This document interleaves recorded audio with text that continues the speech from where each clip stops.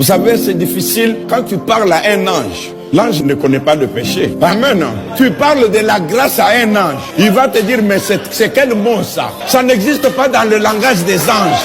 Mais quand tu parles de la grâce à un pécheur, ce n'est pas pour dire que tu es pécheur. Non, je veux dire, quand tu parles de la grâce à un homme qui était dans le péché, amen, qui a rencontré la grâce de Dieu sur son chemin, tu peux tuer cet homme par les paroles. Amen. Frère Branham dit, dans l'Ancien Testament, quand un homme offrait une bête, amen, parce qu'il a commis un péché, il est tombé dans le mal et tout ça, la parole de Dieu nous dit que le serviteur de Dieu n'examinait pas l'homme, il examinait la bête. Amen. Est-ce que cette bête a une malformation? Est-ce que cette bête est malade? Est-ce que cette bête a un problème? Il faut la garder pendant un temps. C'est la bête qui est examinée. Aujourd'hui, c'est Jésus qui est examiné. Alléluia. Bien-aimés frères et sœurs, malgré la façon dont tu as marché, malgré ce que tu as fait, tu as tué, tu as volé, tu as commis adultère, tu as fait toutes ces mauvaises choses, Dieu regarde à Jésus. Alléluia. Comment ne va servir un Dieu comme ça? Comment Dieu petit peut te dire des choses comme ça? Tu es en train de rêver. Quand est-ce que tu le loueras?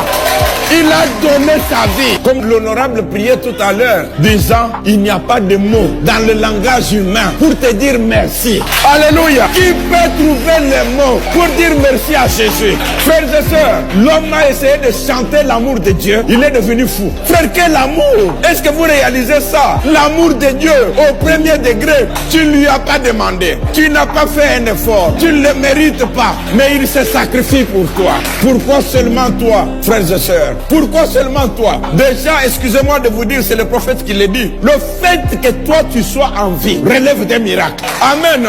Excusez-moi, c'est une assemblée mixte, mais je cite le prophète. Amen. Le prophète de Dieu dit, il y a eu des millions de spermatozoïdes lors de ta conception. Des millions de spermatozoïdes. Mais il a suffi qu'un seul puisse aller féconder l'œuf afin que toi tu puisses vivre. Alléluia. Comme tu es là, tu es 1 sur 1 million. Alléluia. Tu es 1 sur 1 million. Dieu ne peut pas te choisir pour ta perte.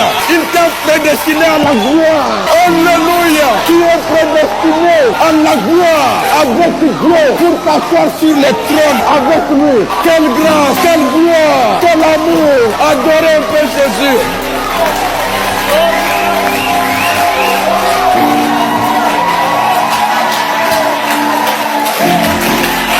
Alléluia. Frères et sœurs, réalisez ça. La victoire s'installe dans votre vie ce jour. Amen. Vous ne craindrez plus rien. Amen. C'est là que vous comprendrez l'écriture qui dit, pendant que je suis parmi vous, je ne suis pas venu apporter la crainte et l'échec. C'est quand tu réalises ça. Alléluia. La victoire de l'homme dans l'église, amen, passe par là. Que tu reconnaisses qui tu es. Amen. Aujourd'hui dans les églises, même du message, ils ont peur de tout le monde. Ils soupçonnent tout le monde. Ils ont peur. Frère, attention, sorcier. Il y a des églises avec des dons entre guillemets. Ces dons ne voient que des sorciers. Et c'est un esprit comme ça dans toute l'église. Quand tu rentres, tu es mal habillé. Ah, ça doit être un sorcier. Mais frère, les grands sorciers sont des médecins. Ce sont des avocats. Ce sont des magistrats. Amen. Pour venir à un endroit comme ça, tu dois être parmi ceux que Dieu a connus d'avance. Est-ce que vous écoutez ça? Quand Dieu t'a connu d'avance, écoutez la parole. Relisons encore Ézéchiel. Alléluia. Oh, je me sens très bien, frère. Vous aussi, Dieu dit ceci. Moi, Dieu, je vous donnerai un cœur nouveau. Amen. Il n'y a pas d'effort à faire. C'est ce qu'il a connu d'avance. L'élection s'est passée dans l'éternité. Vous voulez que je vous dise quelque chose? Vous allez le recevoir. Vous me promettez, frères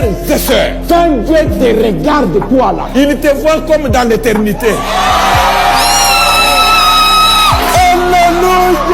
Frères et sœurs, quand tu réalises ça, tu ne cèdes pas à l'intimidation de Satan. Amen. Peut-être que dans ta vie, tu es arrivé à faire des choses qu'il ne fallait pas. Tu es arrivé à tomber. Dieu te demande une chose. Frère Branham dit, Dieu ne condamne pas l'homme parce qu'il a commis un péché. Dieu condamne l'homme de rester pécheur après avoir écouté la parole. Alors qu'est-ce que Dieu te demande? De réparer la chose, de retourner à ta position. La position en Christ. Frères et sœurs, Frère Branham dit ceci. Allez-vous l'accepter? Vous me promettez? Frère Branham me dit, quand Satan vous regarde, il vous voit dans la salle. Il lève les yeux, il vous voit au ciel. Il dit, ça lui donne les troubles, 365 jours.